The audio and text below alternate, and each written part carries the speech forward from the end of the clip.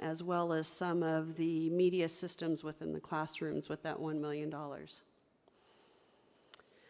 We also authorized 15 net new classified positions, and you can see there the detail of those 15 positions that have been hired. A lot of these have already been hired. Some of them are still under recruitment, but the idea is to try to get these on board as quickly as we can. Again, with supporting the Student Success Agenda, one of the concepts is to implement the Promise Pathways program. So we expanded the Promise Pathways program this year to both Paramount and Bellflower Unified School Districts. And we increased course offerings in English, math, and reading by 25 sections alone to help accommodate the additional students coming from these two unified school districts. We're expanding the Long Beach City College Promise, and as we know, we held the 85th Gala back in May, which raised about $50,000 towards the college scholarship funding.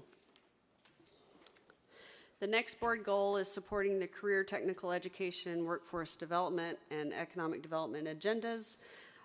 We have created an SBDC Specialty Technology Center with the LA Chamber of Commerce.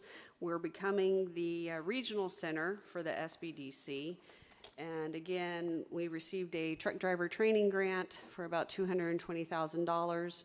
We're in our third year of the Goldman Sachs 10,000 Small Business Initiative. Cohort 8 just completed in August of 2013. And the classes are going to begin this fall for cohorts 9 and 10. And then we are also organizing a local economic development summit in the fall of 2013, although that may be pushed into January, February timeframe. They're still working on that timing. So moving into the Budget Advisory Committee planning assumption highlights.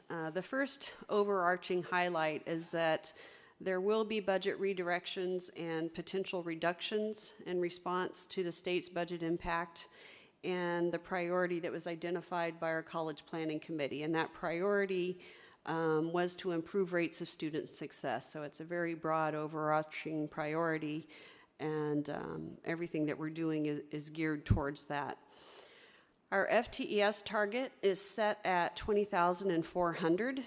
We anticipate that we'll only be funded at a level of 19,858, which leaves 542 unfunded FTES, or about 2.6% unfunded. We have put into the budget a 1% deficit factor to offset some of the possible shortfalls from the apportionment revenues. We also have a total cost of ownership concept. This is a principle that will be deployed within the department planning and budgeting processes. And the concept is that if we are adding new buildings, we need to make sure that we're looking at the total cost of that new building. So is it going to increase the number of staffing needed to service the building? Is it going to increase the fire, life safety, and elevator maintenance contracts? Is it going to increase the amount of money that we need just for supplies to run that building? So that is what total cost of ownership is. So we're trying to build those principles into all of our budgeting as we're making decisions on what items to budget or not to budget. The Budget Advisory Committee recommended that we maintain a 5.5% unrestricted reserve for contingencies. However, in the budget that's presented to you tonight at the board's request, we reduced the unrestricted reserve contingency down to 5%, and we added a 0.5% reserve for student support services. So you will see that in the budget tonight. We have a load banking and vacation liability reserve of $2.7 million. And then we also, within the budget, there were benefit cost changes. So our health and welfare cost increased by 3.5%. Our PERS rate increased by 0.025%. Workers' compensation went up by 0.095%. And our state unemployment insurance actually decreased by 1.05%.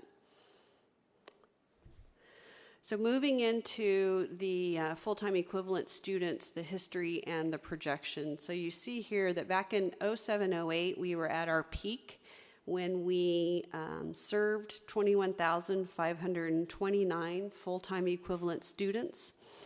And in the 11-12 fiscal year, that was the lowest that we've been over this 7-year history, where we were at the 19,694. And you can see that in every year, we typically serve more students than what the state pays us for. So those orange bars are the unfunded FTES, and the blue bars are what the state pays us for. So looking at the 12-13 fiscal year, we generated a total of 19,792 FTES. We anticipate that the state is going to fund us at 19,563. So we had 229 unfunded FTES, and that was what we used when we were closing our books for the 12-13 year. Moving into the budget for the 13-14 fiscal year, as I mentioned, we were targeting 20,400 total FTES, but we're anticipating that we will only be funded for 19,858 FTES, so we'll have about 542 unfunded FTES. Here is a list of all of the funds under the purview of the district. So as you know, we are required to keep track of the sources of revenue and the expenditures that flow from those revenues within the different funds. We have our unrestricted general fund. That's what we consider our operating budget, and that's typically what we focus on and discuss mostly. Our restricted general fund is used to account for all of our grants, our categorical programs, our parking services, and our health services. We have a capital projects fund that is used to account for any state capital outlay funds that we get from statewide bonds that helps contribute towards some of the construction activities. This is also where our scheduled maintenance funding comes into play, and our capital outlay fee that is charged to the non-residents goes into this capital projects fund. We have a child and adult development fund that is there that runs our 2 child development centers, one on each campus. Our contract and community education fund is there for the various contracts that we run, the contract education to the local businesses and the special things that we're asked to do. Our general obligation bond fund, this is where our Measure E 2008 funding is ran. We have a retiree benefits fund where we are setting aside the money towards our unfunded obligation for our retiree benefits fund, and we also pay out our the annual costs related to the health benefits for our retirees that we continue to pay for. The self-insurance fund is used for our property and liability insurance needs. Our student financial aid fund, this is where all of the federal grants like Pell, our SEOG, and our Stafford loans, as well as our CalWorks loans. This is all the direct aid that goes to our students is ran through the Student Financial Aid Fund. And then our Veteran Stadium Operations Fund is all the activity that runs through the Vet Stadium. So overall, our adopted budget for the 2013-14 fiscal year, we are projecting to spend $415.7 million in the various funds. So now we'll move to the expenditure reductions that were incurred for the 13-14 year. As you know, this number probably isn't new to the board or most of the people out in the audience. They've seen this before if you work at the district. We underwent $3.1 million in expenditure reductions for the 13-14 year. $2.2 million came from program discontinuance. $297,000 came from reorganizations, and then our hourly faculty accounts were reduced about $559,000. So moving into the details of the unrestricted general fund, What we're presenting here is the unaudited actual, so where we ended the fiscal year 2012-13, what the adopted budget is for 2013-14, and then the change, the increase or the decrease from the unaudited actual to the adopted budget. Overall, our revenues and other financing sources are increasing by about $5.2 million, and I'll go over the detail in a minute with that. The expenditures and other outgo, we are preparing a budget that those will increase as well by about $6 million. And then we are projecting a surplus or a deficit. So we ended the 12-13 year with a surplus of $2.3 million. Our adopted budget has a surplus of about $1.5 million. So our ending fund balance, we ended the fiscal year 2012-13 with just under $17.2 million.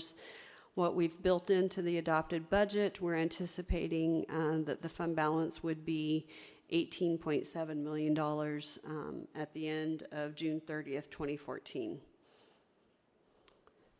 So here's the revenue summary for the unrestricted general fund. You see that our federal revenue stays pretty constant within the unrestricted general fund. Most of our federal revenue you'll see within our restricted general fund or the student financial aid fund. There's not much that comes in unrestricted. Our apportionment revenue, this is the money that is generated from our full-time equivalent students.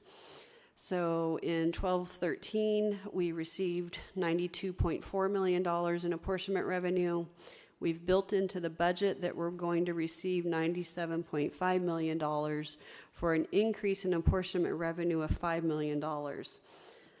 That increase is related to several factors.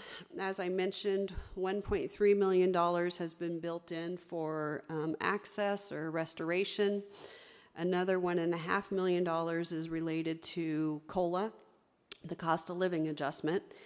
And then there's $2.6 million related to a decrease in the deficit factor. So just to remind everybody again, the deficit factor occurs when either property taxes, enrollment fees, redevelopment agency, property taxes, or the education protection account, the EPA funds, when any four of those don't come in at the level that the state projects within their budget, then community colleges get a deficit applied. So instead of the state making up the difference with state apportionment, they apply a deficit factor. So the state has said to community colleges, we're only going to fund you at the level that we build into the budget.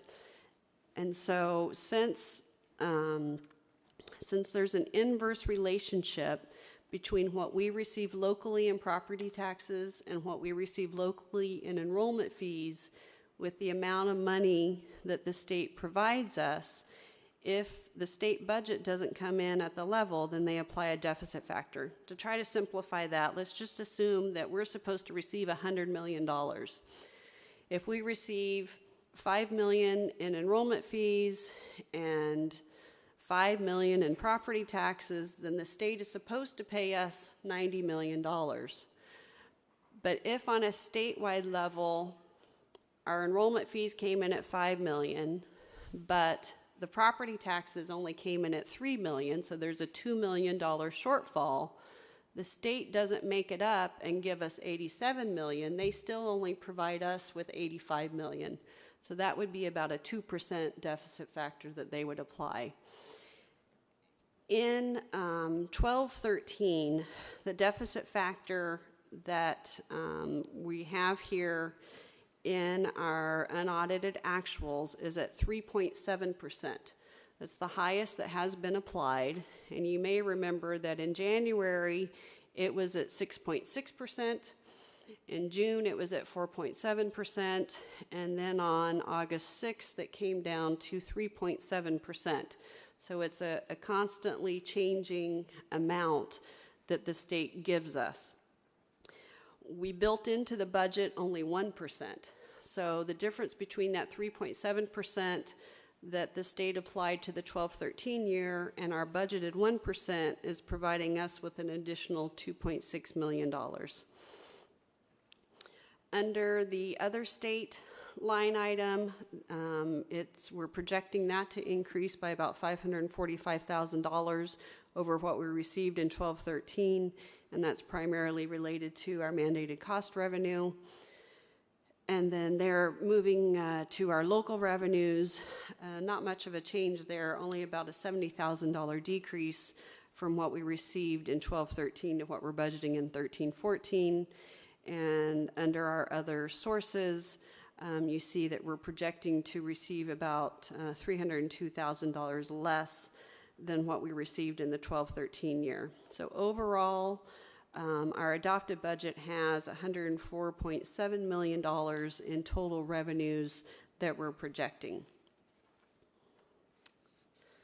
Here is what I just described to everyone. Okay, so moving into the expenditure summary, our expenditures are broken down by the classifications as required by the Budget and Accounting Manual. So we have our academic salaries. Here you see that we are projecting a decrease in our academic salaries, and so in 12-13 we spent about $42.2 million. In our adopted budget, we're projecting that we'll spend about $41.7 million for just under a $500,000 decrease. That is primarily related to the decrease in full-time faculty. We lost 36 full-time faculty from what we had last year, but that's offset by the number of adjunct that we added, both to backfill the 36 faculty and to increase the number of course sections. So that's a net change there with all the various academic salaries. Under the classified salaries, you see that we are projecting an increase of about $1.5 million. And as I mentioned earlier, we did add 15 additional net new classified positions, and so that's the majority of what that increase in the salaries of classified salaries is. Under our benefits, the benefits aren't projected to change too much, only about $61,000.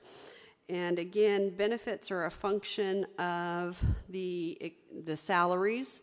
So when our salaries are increasing, we expect our benefits to increase.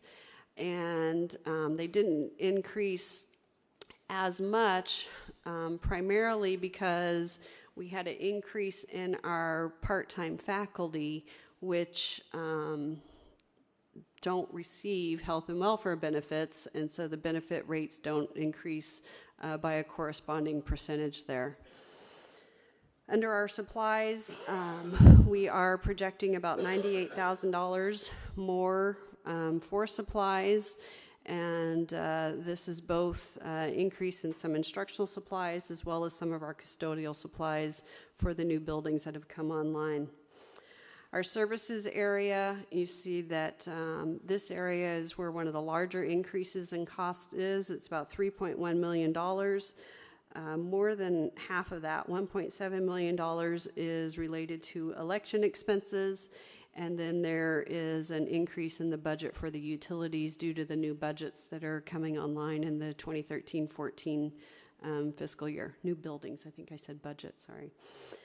Under the capital outlay line item, you see there that we are projecting that we're going to spend about $1.4 million than what we spent last year. $1 million of this was the augmentation for the technology master plan, and then there's another $83,000 that is the district match for the instructional equipment grant that we received for the state. So that's the majority of what that increase is related to. And then under our other outgo line item, we're projecting to spend about $447,000 more than we had spent in the previous fiscal year. $249,000 of that is the scheduled maintenance match. We had a $100,000 increase in our property and liability costs, and then a $75,000 increase in the match that is needed to run the Child Development Center. So that's primarily what that is. So overall, within the adopted budget, of the unrestricted general fund, we're planning to spend $103.3 million, which is a $6 million increase over the prior year. Here is put into words what I just mentioned for each of those line items. This chart here is just a pie chart of the breakdown of the classifications of the expenditures. So you see that overall, our salaries and benefits represent 84.8% of the total unrestricted general fund budget. So moving into a breakdown of our reserves, we have both unassigned reserves and assigned reserves. Our unassigned reserves, there's two categories of those. The first one being the board mandated reserve of 5%. So that's the $5,163,000. And then we have economic uncertainties of $6,830,000. And we have some assigned reserves, the student support services. This is that 0.5% that the board requested that we designate for student support services. So that's $516,000. We have set aside $3.4 million for 30 new full-time faculty that we're going to need to hire in the 14-15 fiscal year. We have some carryover money for our technology master plan of about $85,000, and then our vacation and load banking reserve is about $2.7 million. So a total of $18,675,000 in reserves at June 30, 2014. This slide is showing a 7-year trend and summary of our salaries and benefits as a percentage of total expenses. It also shows the surplus or deficit, the ending balance, and then the ending balance as a percentage of total expenses and other outgo. So you can see here that in 3 of the last 7 years we operated at a deficit, and then we have now, both in 12-13 and 13-14, we are showing a surplus on there. And our on that top line there, the salary and benefit as a percentage of total expenses and other outgo, that number has fluctuated somewhat each year depending upon where we are with the salaries and benefits. And as I said, in 13-14, it's down to 84.8%. So moving into the 2-year projection, what this slide is depicting, it's taking the and showing a breakdown of the adopted budget for 2013, and then doing a projection of what 2014-15 would look like if pretty much everything remained the same. So the first line item there, the beginning fund balance, that was where we ended the year, June 30th, 2013. So we're starting July 1, 2013 with $17,180,000. We had a surplus of $2.4 million, and again, apportionment changes of just over $5 million, with some other revenue changes of about $177,000.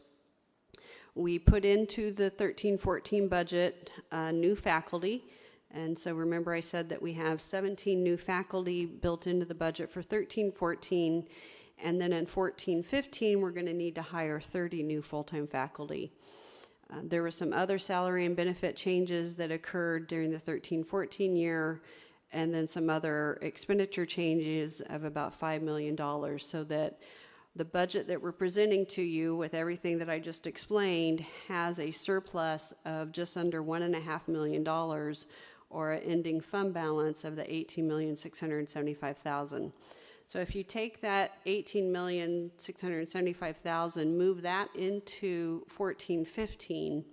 So if we assume that the budget would just roll over from what we have this year, we would have a surplus in 14-15 of the $1,493,000. So you can see that the next to the last line on the adopted budget is the $1,493,000. that figure goes up to the second line under the projected column, is where that number flows from. Now, we do know that some things are going to change in 14-15, but right now we're assuming that there would be no changes in revenue. So that means that the governor in the 14-15 budget wouldn't provide any access or restoration funding or any COLA funding or anything. So that's why you see zeros there under the apportionment changes. Now, we know we have to hire 30 new full-time faculty, and so the net cost after backing out the decrease in the adjunct is about $2.5 million. So that would be an increase to our expenditures in 14-15. We also have other salary and benefit changes that we're projecting of $1,772,000. This really represents step and column changes, increases to health and welfare benefits, those types of things.